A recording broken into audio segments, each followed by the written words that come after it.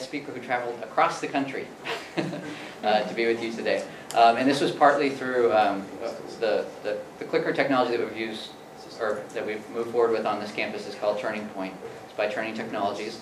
They've actually, basically they have these speakers who have utilized their technology, who are really great with it already, and they ask them to go around and share how to use this technology. And so that's why Rick is here today with us. So the title of his talk today is "You Are Teaching, but Are They Learning?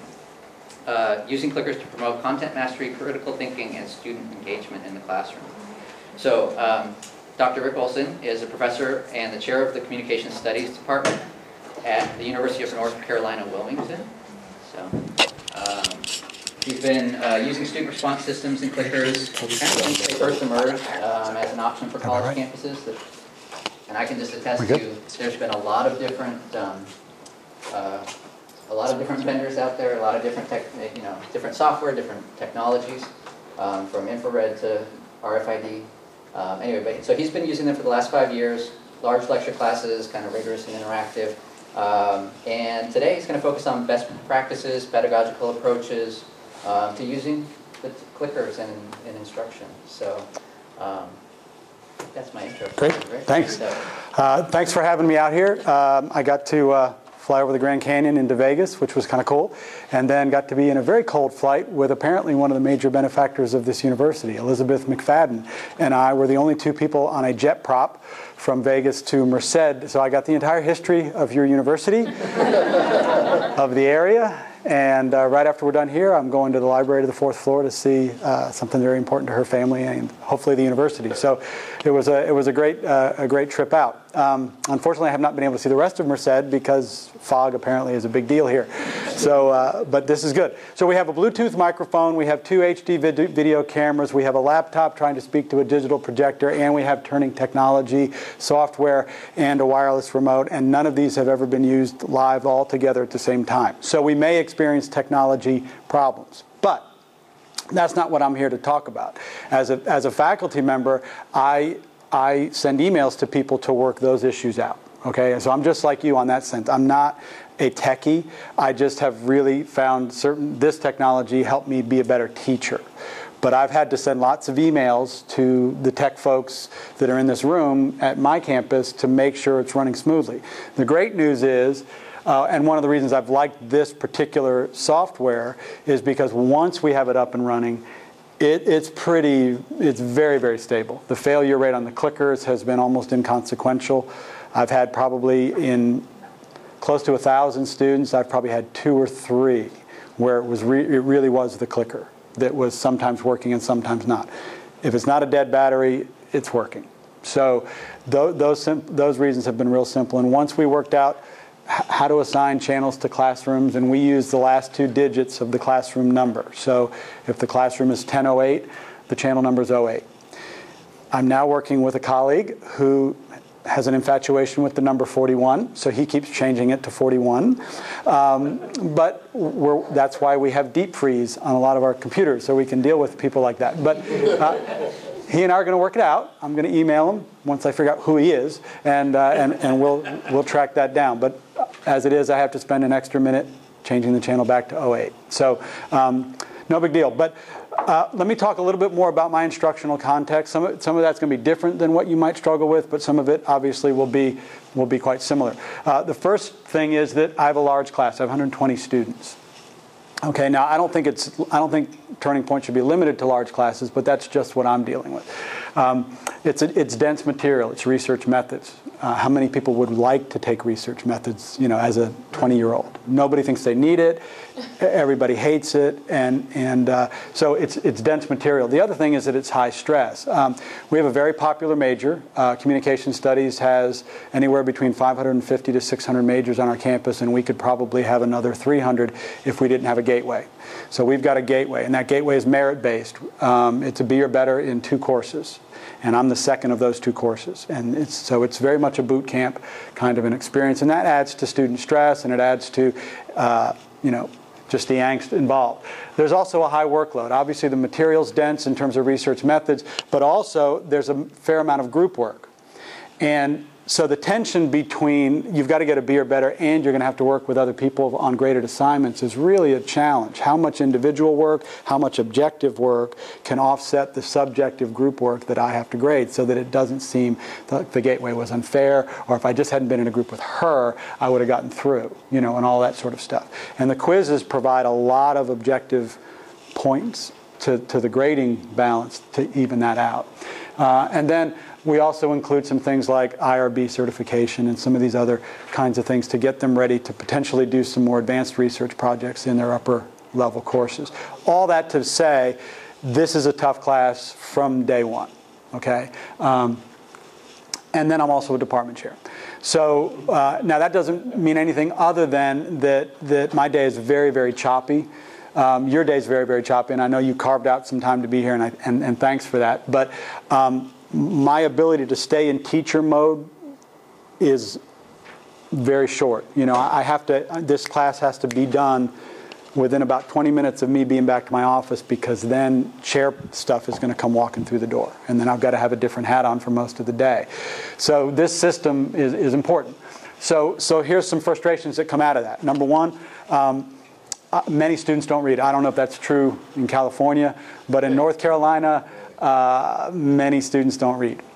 The other thing is many students don't use the textbook resources. You know, we pay $100 bajillion for a textbook. It has this wonderful pre-tests and crossword puzzles and post-tests and chapter outlines, and students basically, you know, thumb through the textbook a little bit before the class and come in, right? So we want to harness those resources as well so that we can duplicate stuff. Many students don't actively engage in class lecture, even with active learning strategies. I'm sure many of you could say, you know, I'm doing my thing up here, and I'm walking around, I'm asking questions, and I'm asking them to talk for a little bit.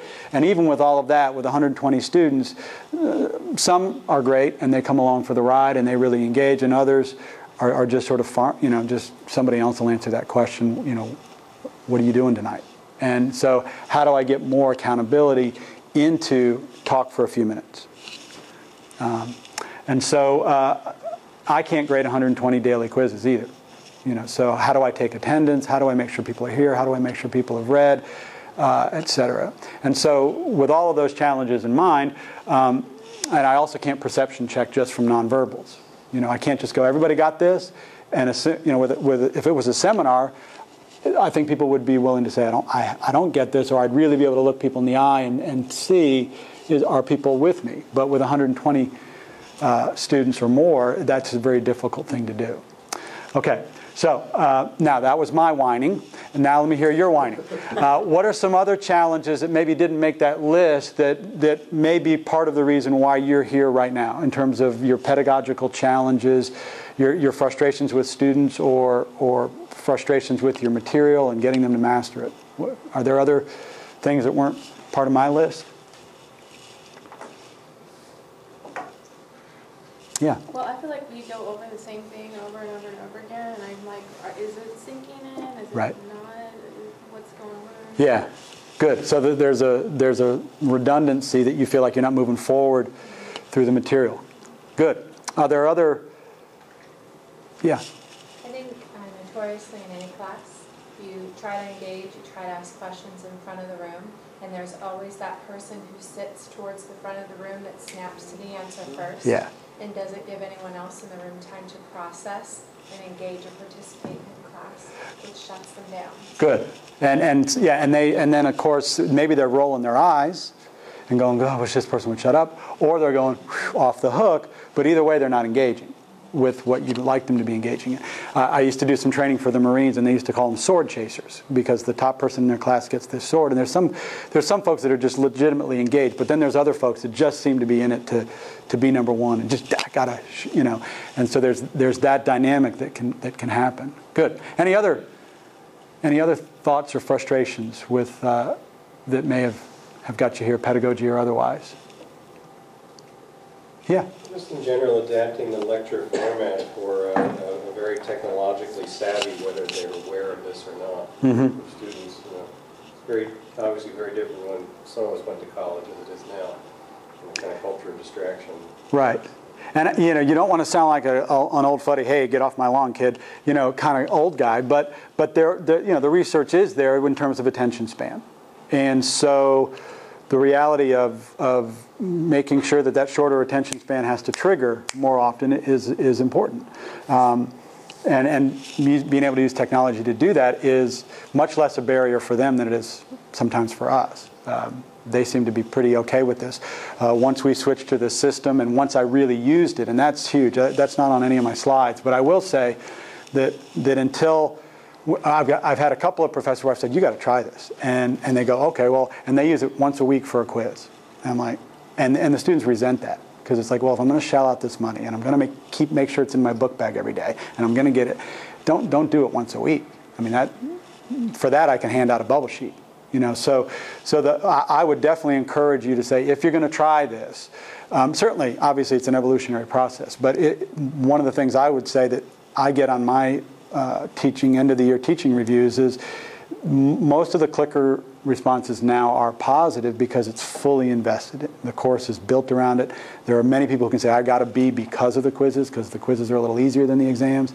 I got a B because I was here every day. You told me I'd get extra credit points if I was here every day, and I did it, and and so it worked. And so I think the more you work this technology into the course and make it the new normal, the more it's going to work for you and the students. So that's for free. But let's move on to talk about some of the strategies I've used. And this is coming from just a teacher who's been using this technology, okay?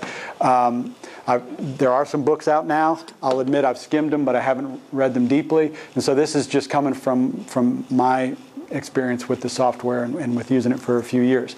It's not a comprehensive list.